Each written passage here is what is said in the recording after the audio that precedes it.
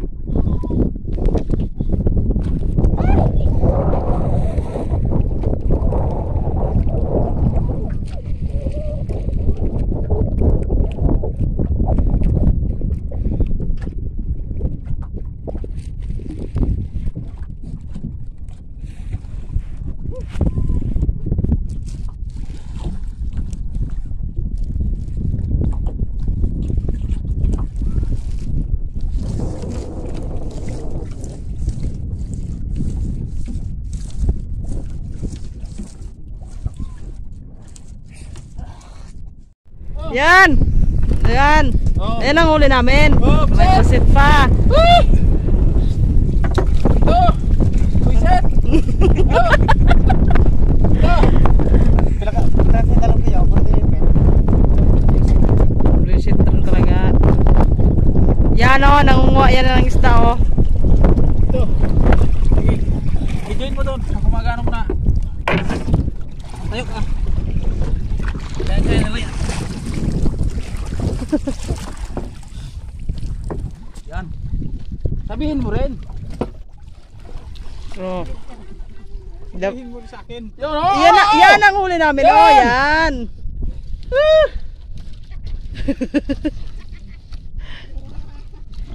Yun, tingnan mo. Isa maga. Isa maga. Sunod ka sa direktor.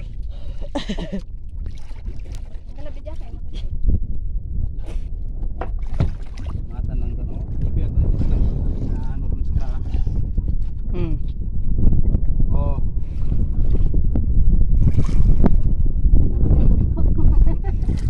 Suktan. Biranta ba yan dyan, Nyaw? Papares ito, no? Ha? Biranta papares ito. Tumas mo dah. Then, ano?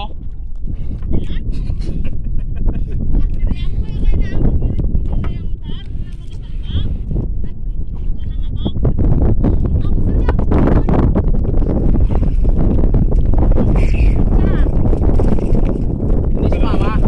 Kenapa bitaw? Sayang yun.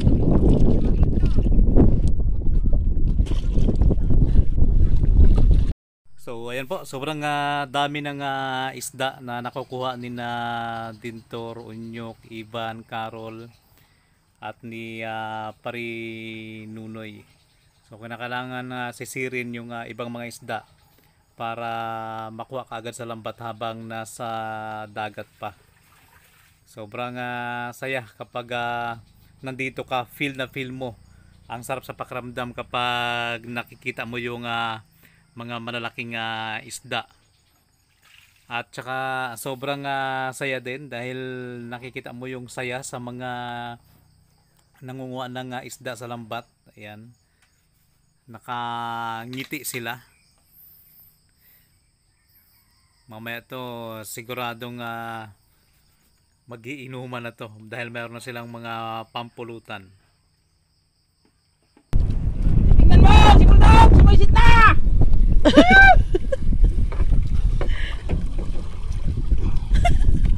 Isa lang yan ang maninisid namin. Matilong yan. Nasisid din yan sa tabi. Nasisid yan sa tabi. Tagalog patilong na. Para nga mga iba-iba din. Ayusin nyo mag-Tagalog. Yan. Oh, kita mo yan. Yung huli namin. Yan. Kung sa English, fish. Kung sa Tagalog, bilan. Yan na yan. Sisirin mo ng sabit. Katagal-tagal mo na eh. Ugay ka na din sa lambat. Oh. Oh, ito. Sa lalim. Hawakan mo sa ulo para makagat ka.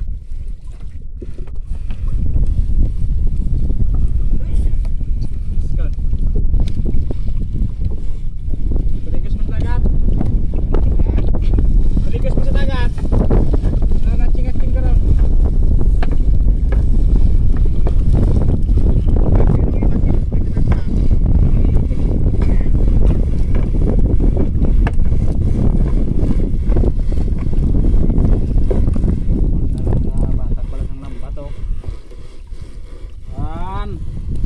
Wala na sa huli sa kapusan.